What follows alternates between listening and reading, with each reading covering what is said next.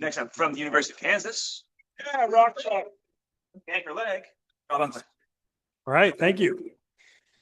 I was inspired by Steve to do this with chalk instead of with my slides, but I still need my slides because I'm not that rehearsed.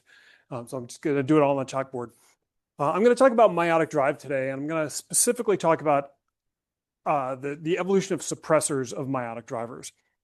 And there's been a lot of sort of talk about meiotic drive, but no specific discussion of it as a thing. I think that's correct. So I just wanted to talk specifically about what I'm thinking about here, which is sex ratio meiotic drive. So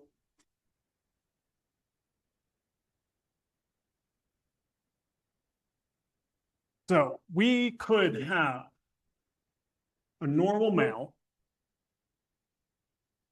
who produces X-bearing sperm and Y-bearing sperm, and that leads to about 50% daughters, right? That's what we normally expect. We're going to think about two different flavors of sex ratio meiotic drive. We're going to think about X drive, where now we have an X chromosome, which we're going to call XSR, and a Y chromosome. And somehow, that X chromosome kills or disables the development of, sorry, not the X chromosome, this X-bearing sperm kills or disables the development of the Y-bearing sperm. And for our cases for now, we're just going to call that 100% daughter. So this male only produces daughters. And then finally, I need shorter sperm tails. There's Y drive, which is just the opposite of that. So there's an X-bearing sperm, a Y sex ratio sperm that does something to kill those X-bearing sperm. And that gives you 0% daughters. So this is the kind of drive that I'm talking about. Some people would say that's not true meiotic drive, and I would say in some cases you can look at the testes and say, absolutely, yes, it is true meiotic drive, that you are actually having it happen in meiosis. But that's not important for today.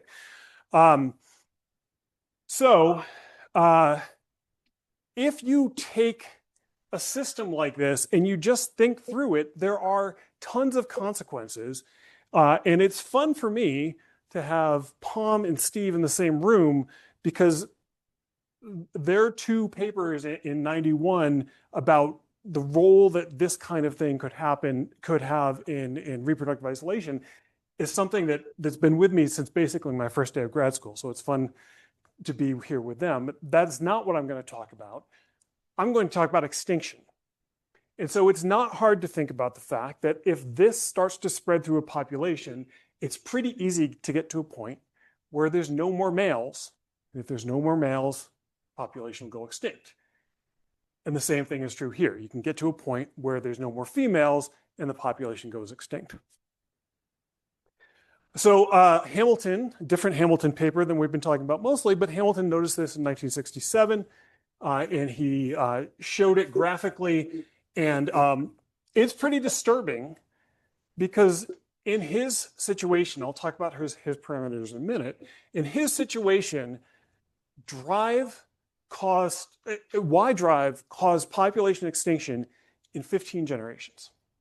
15 generations, that's all it took. X drive was about 40. And that's a very idealized scenario, but it's very quick that happens. You might say, okay, well, what about the real world? Is it possible in the real world? And there's two different papers I want to talk about. One was Terence Little in 1981, I think. Somebody said, yep. 79. 79? The back. Okay. Who fused the melanogaster autosomal driver to the Y chromosome and caused this Y drive.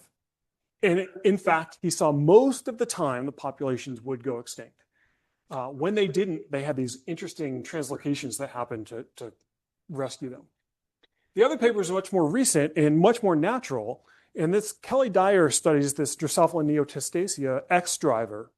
And she was collecting populations. And one year she went and the driver was at like 90% frequency and there were mostly females. And the next year she went back, there were 3 flies in that population that she could collect.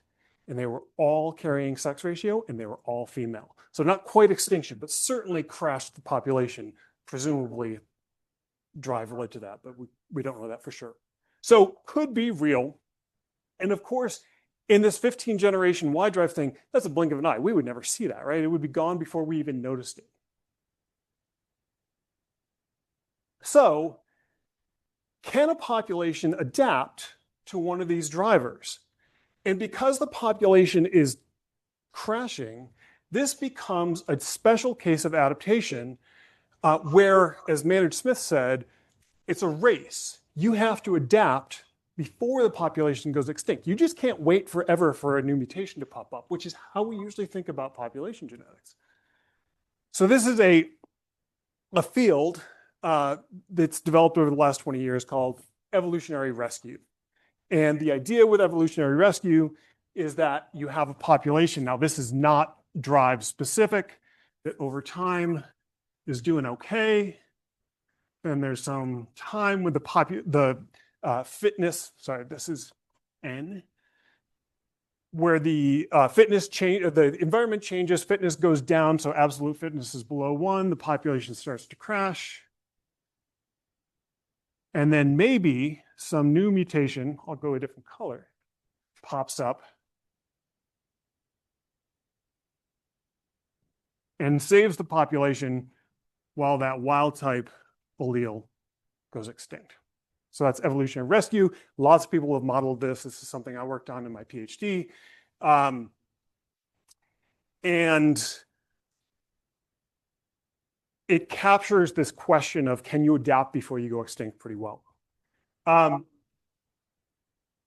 long time ago, I wanted to take this framework to study this question and basically ask, what's the probability that adaptation can rescue a population from extinction due to drive? We have a preprint about this. The preprint was posted in 2015, a couple of years ago, and got reviews at Evolution, and then I started my faculty position and never got back to it until 2 or 3 years ago when Carl and I were at a meeting and said, hey, we should work on that for this special issue. And so we worked on it for a while, and we couldn't, for reasons we can talk about later, get the theory to match the simulations and ran out of time for the special issue, so we sort of put it on the shelf.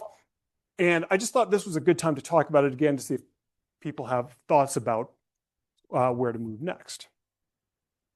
Okay, so what was Hamilton thinking? Hamilton had these very specific set of parameters. I'm not going to write them down unless somebody needs me to. So he modeled a situation where drive was perfect. So that just means that all of the offspring of an X driver are female and all of the offspring of a Y driver are male. Perfect drive. He assumed no cost of drive. Of course, all the systems that we study, there's a cost to the driver, and that might be why we can see them, because they're segregating these populations. There was no suppression in his model. He used a small population, 2,000 individuals at the start. He assumed females produced 2 offspring. And that was his basic model. So very much a toy model, but we're going to try to use that as much to train our intuition. Then we can at least simulate much more complicated scenarios. The other big assumption that I'm going to make here is that all suppression of drive is on the opposite sex chromosome. And I'm going to do that for simplicity. There's some reasons why it might be true, but it's certainly not always true. So X drivers, you get Y suppressors, and Y drivers, you get X suppressors. And before I get into the results of this and modeling through it, one of the big questions is, we have example after example after example of this in the wild. And the number of examples of this in the wild are, there's a mosquito example that I think is fine. There's some questions about it. And that's kind of it. There's maybe 1 or 2 others, but it's hard to think about a lot of them. So Y drive is fairly rare. There's lots of genetic reasons for that. If the Y is depopulative genes, it just doesn't have the raw material to start driving. But there's also lots of cases where Ys have they're homomorphic sex chromosomes, so Y chromosomes have as many opportunities to drive as X chromosomes. Okay, so that's the basic idea. And with that, I'm going to do a little trick. So I said I don't have slides, but I made a sort of a slide because I didn't want to take the time to draw this. Okay. Oh, shoot. Over there, you might not be able to see. Can you see this? Okay. Okay. So this is what Y drive looks like. So I've got 3 plots here. The first one is our counts of genotypes over time. And this is the population size in green. And you can see it crashes. I didn't put units on here, but this is 15 generations because we're using Hamilton's setup. Turns out that in this model, XX and XY are identical in terms of counts. So that's what they look like. And the Y driver, XYSR, goes up and it comes down like that. This is either count of X chromosomes. So this is our mutational target for suppressors. You can see it crashes as it should as these things go extinct. And this is our proportion female in the population. So the proportion female in the population also goes down to 0 through that time. And then finally, and I'll explain why it looks like this, this is the absolute fitness of a suppressor on the X chromosome. Follows a pattern like that. So why does it follow a pattern like that? Let's walk through this a little bit slowly. So in the beginning here, when we're right around here, a suppressor that either pops up through new mutation or is in the standing genetic variation doesn't have much benefit, right? The likelihood that it gets paired with the driving Y is low. So there's not strong selection for that suppressor. When you get out here, there is strong selection for that suppressor because the likelihood that it gets paired with the driving Y is high. But by the time you get out here, there's very few mutational targets left to be suppressors of drive. So that's one part of the dynamics. Early in the process, there's not strong selection for suppressors, but there might be a lot of them. Late in the process, there's very strong selection for suppressors, but there's not that many of them will pop up. The real kicker, though, is that late in the process, your sex ratio is almost all male. So you have 99, 90, whatever percent male, 10% female. So most males, even if they're lucky enough to get a suppressor, will go unmated because the females are not mating with all those males. So at this point, even a suppressor that pops up in the right background, so this suppressor, that male is unlikely to find a mate. And he's unlikely to find a mate because he's 1 in a million and there's 2 females left. So this is bad news for suppressors of Y chromosomes.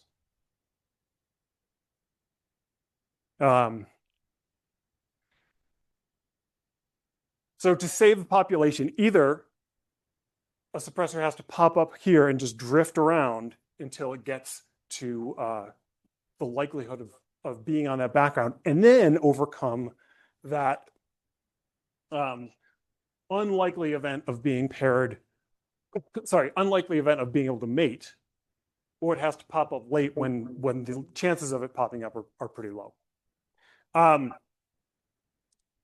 If we run the simulations on Hamilton's parameters, extinction is basically guaranteed unless the mutation rate to the suppressor is something like 10 to the negative 3, which is a pretty silly mutation rate. If we do it from standing genetic variation, the story is a little bit better. If you've got about 10 suppressors in the standing genetic variation, suppression has a decent chance of getting off the ground, but still is pretty low. So that's the Y chromosome. Oh, the other thing I was going to say about this late suppressors popping up is that that's not a X chromosome specific problem. The autosomal suppressors have the same problem. There's fewer of them. And even if they get paired with a male with a driver, that male is unlikely to find a mate. So the autosomal suppressor argument, I think, works the same way for that. Okay. Now the X drive has similarities and differences. The first thing I want to talk about with X drive is a difference in the way that I'm modeling it and Hamilton modeled it. So what Hamilton did was he let the population increase initially because as you have more females, they're producing offspring. So they have the population has a higher reproductive capacity initially. So he noticed that. I have a paper on that. Palm has a paper on that in a different context than this extinction model. But that's a possibility.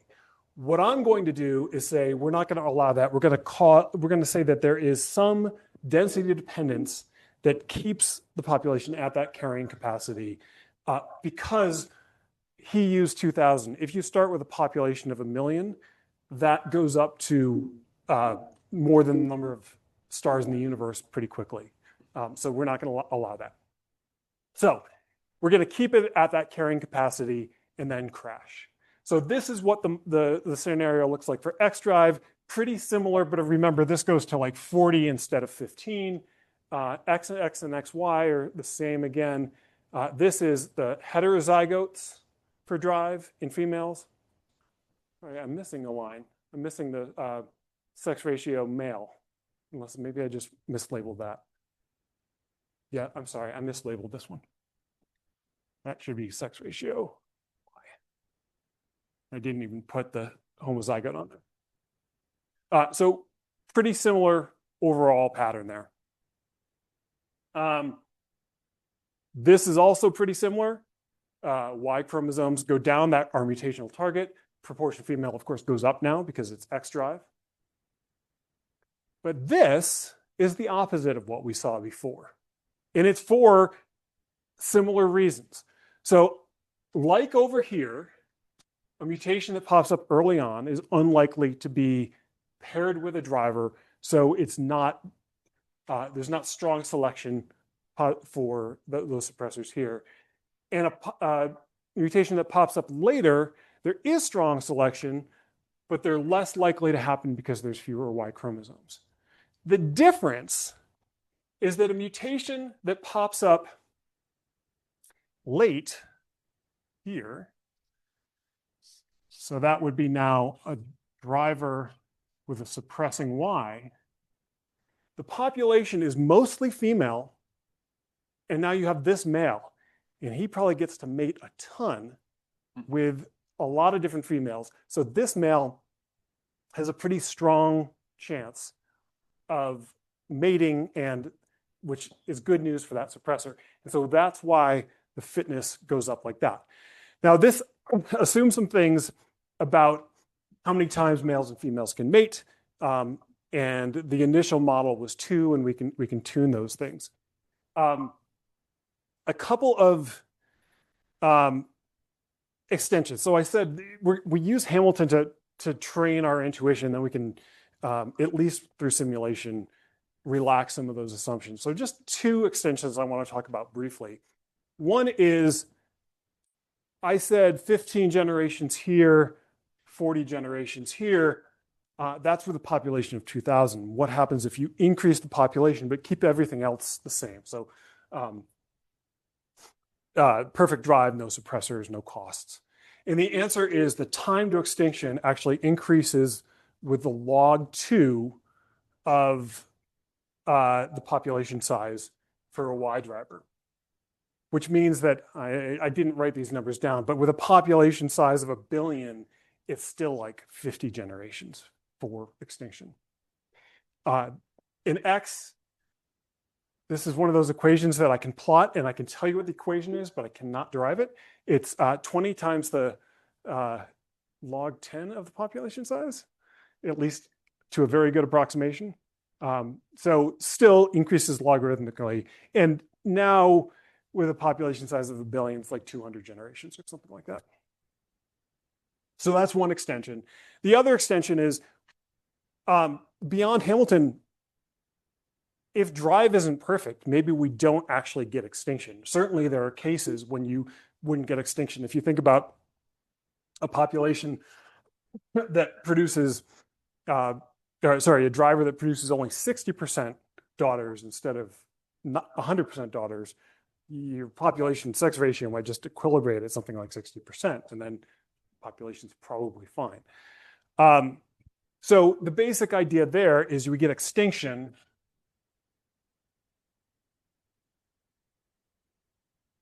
when the number of offspring the female produces times 1 minus the strength of drive is less than 1. And this is just saying females are producing less than 1 son or daughter, depending on which way we're going, on offspring on average. So we're getting extinction eventually. We've done simulations with more, adding in costs, different population sizes, weaker drive, and so on. I don't have time to show you that, but I think that the intuition you get from the main model is really the main thing. So I think that's mostly it. Early suppressors have to drift around for a little bit until they're actually selected for. And in a Y system, they're in a bad way because they're likely to be in a male that doesn't get a mate. And in an X system, the opposite is true.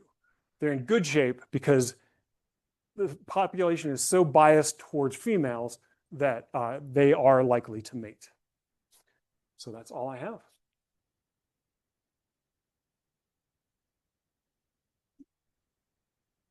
Questions?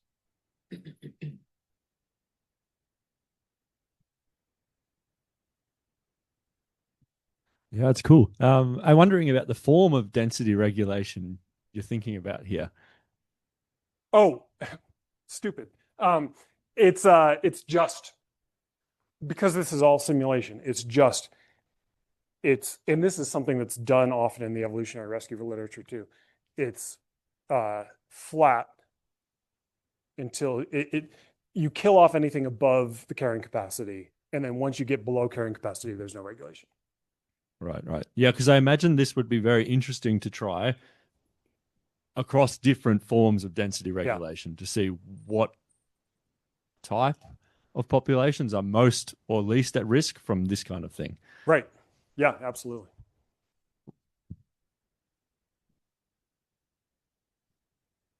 Cool. You said like empirically, there's very few examples of Y drive. Yeah. You said that there's good genetic reasons as well that might be the case. But what do you think's the main reason? Do you think it's that there is lots of Y drive and we get these dynamics where local populations or even whole species just go extinct and we don't ever observe it, even if it's happening at... Yeah, so there's a third possibility, which is with a standard simple model, there's also no equilibrium for a Y driver because there's no, a lot of the models for X drivers, they stay at an equilibrium because of some cost in females. Like it's homozygous lethal in females, but it drives in males. And a Y driver, there's no opportunity for that, right? There could be a cost to the Y driver, but that's just baked into the drive, and you basically get one selection coefficient. So it'll either spread or it won't. So, like I said before, all the drivers that we study in nature are ones that are at some sort of equilibrium because that's how we see them. And if these don't find those equilibria, they're going to be harder to see. So I don't know. I think I would probably still lead toward the genetics, especially given where most of the drivers that we've studied are, which are in species with relatively gene to proper at Ys. But there could certainly be exceptions. Yeah. Oh, so We're in the line, so whoever you want.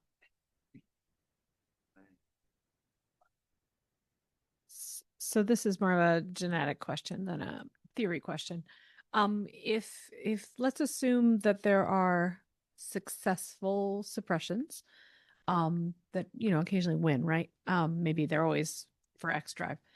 Is there enough commonality in the genetics of the suppression mutations that we can pick up the genomic signature of past successful suppressions? Get a sense of like how often it happens. I don't know. I don't think, okay, so this is a huge debate about can we use natural history of genomes to predict the history of genetic conflict.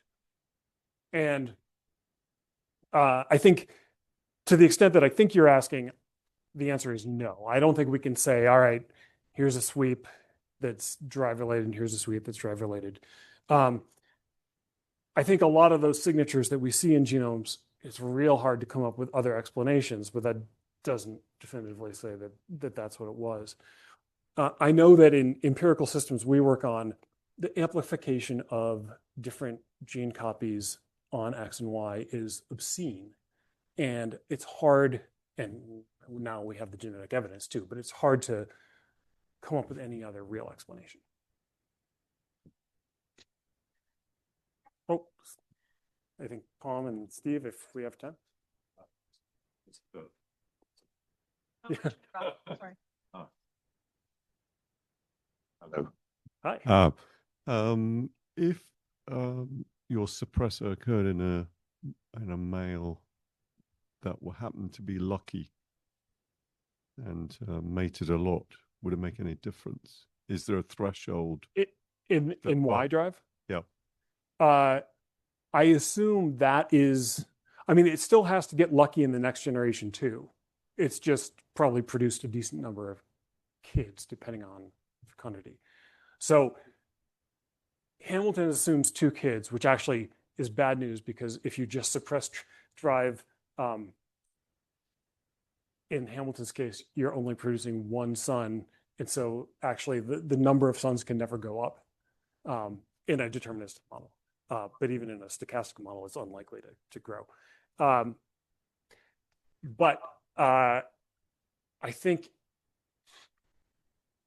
you would, yeah, I think I get your question. Is there a point where you go back up this curve and the likelihood of finding a mate is high enough that suppression basically increases deterministically? I don't know the answer to that question, though. It's a good question.